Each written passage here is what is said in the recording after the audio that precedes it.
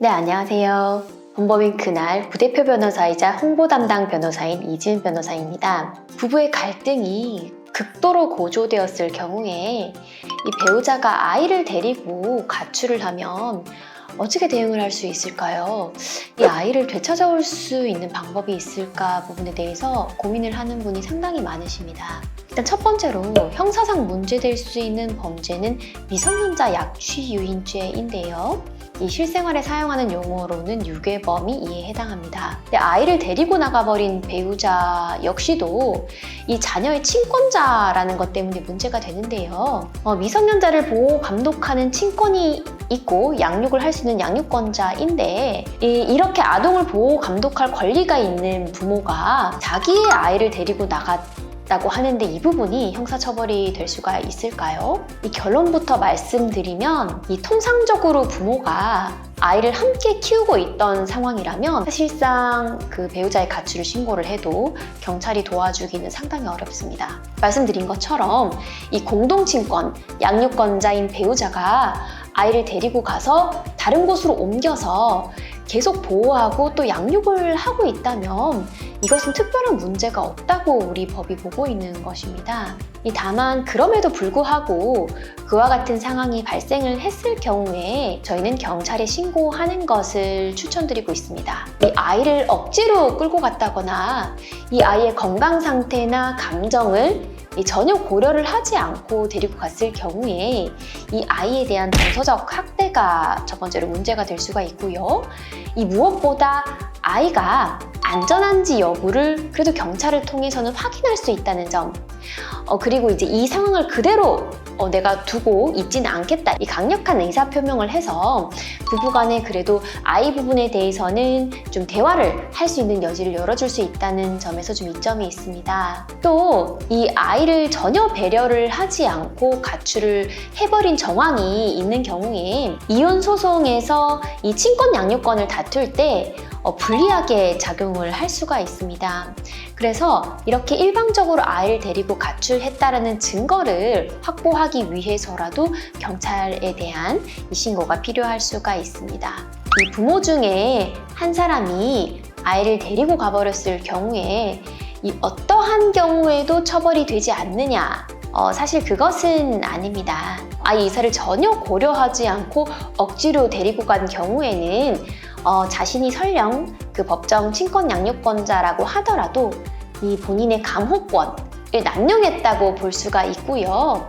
또 그것이 아니라고 하더라도 말씀드렸던 것처럼 아이에 대한 정서적 학대 문제가 될 수 있어서 처벌 가능성이 있습니다. 또 실질적으로 이 부모가 이혼 소송을 하기 전에 이미 별거를 해서 오랜 기간이 좀 지났고요.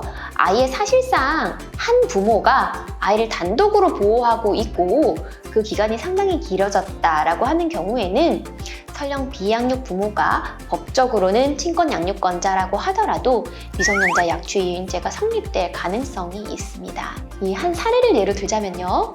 이 엄마가 교통사고로 사망한 후에 아빠가 외할아버지에게 아이의 양육을 온전히 맡기고 있는 상황이었습니다. 외할아버지가 이제 엄마가 사망한 이후 아이를 2년 넘게 키우고 있던 상황에서 이 아빠가 교통사고 배상금 등으로 외할아버지랑 다투게 되는 상황이 발생을 해버렸습니다. 그러자 직접적으로 아이의 양육을 내가 하기로 한다, 이렇게 마음을 먹고요. 학교에서 귀가하는 아이를 아빠가 강제로 차에 태우고요. 그리고 사실 아이를 좀 속였습니다. 외할아버지한테 간다, 이렇게 아이를 속이고 데리고 간 케이스가 있었습니다. 이런 경우에 외할아버지는 본인이 이제 보호하고 있던 아이가 없어지자 크게 당황을 했겠죠. 그래서 경찰에 신고를 했고 이 아이를 데리고 있던 아빠는 하루 만에 사실은 검거가 됐습니다. 근데 아빠가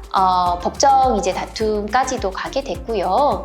그 당시 아빠는 아이를 데리고만 왔지 제대로 된 양육 대책이 전혀 없었습니다. 그리고 아이가 이제 극구 거부를 함에도 불구하고 강제로 데리고 갔던 정황도 있었고요. 이 사건에서 이제 아빠가 내가 친권자인데 내 아이를 데리고 가는 게 도대체 무슨 죄가 되냐라고 항변을 했었습니다. 이 사건이 사실 대법원까지 갔던 사건인데 대법원에서는 사실상 아이가 외조부의 그러니까 외할아버지 보호하에서 양육이 되고 있었던 상황이기 때문에 아빠가 법적으로는 친권자라 하더라도 사실상 아이는 이미 할아버지 보호하에 있었다라고 판단을 해버렸습니다. 그래서 그런 아이를 마음대로 이제 자신의 지배하로 아빠의 지배하로 옮긴 것은 잘못이다. 즉 아빠에게 미성년자 약취 유인죄가 성립한다고 인정을 한 사례가 있었습니다.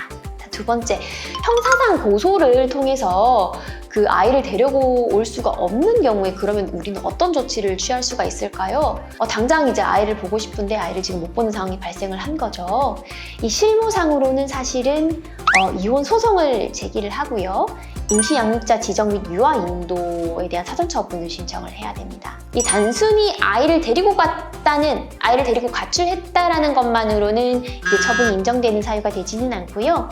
아이를 데리고 가출한 쪽이 아이를 제대로 양육할 수 있는 사정에 있지 않다. 아이를 양육을 할 수 없으면서도 데리고 갔다라는 점에서 적극적으로 주장을 해야 되고요. 자신을 스스로 보호할 능력이 없는 아이가 지금 배우자의 이런 일방적이고 독단적인 행동 때문에 위험에 처해져 있다는 사정을 적극적으로 좀 주장을 하고 소명을 해야 합니다. 이 보통 사전처분의 신문은 그러니까 사전처분을 결정하기 전에 법원에서 이제 진행을 하는 절차가 이혼 소송의 첫 재판 기일에 같이 진행이 되는 경우가 많습니다. 그래서 우리의 기대와는 달리 사전처분을 신청한다고 해서 즉시 법원에서 결정이 나지는 않습니다.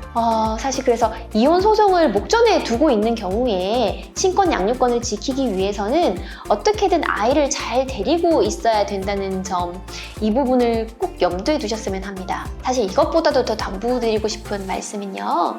아이는 부모의 소유물이 아닙니다.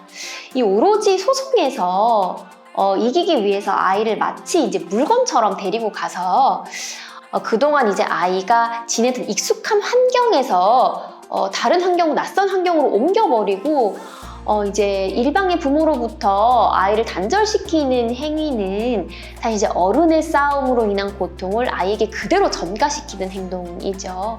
이런 부분은 사실 절대로 하지 않으셨으면 합니다. 이혼은 끝이 아닙니다. 법원에서는 이혼 후의 삶에 대해서는 책임도 없고 사실은 관심이 없는 게 사실이죠.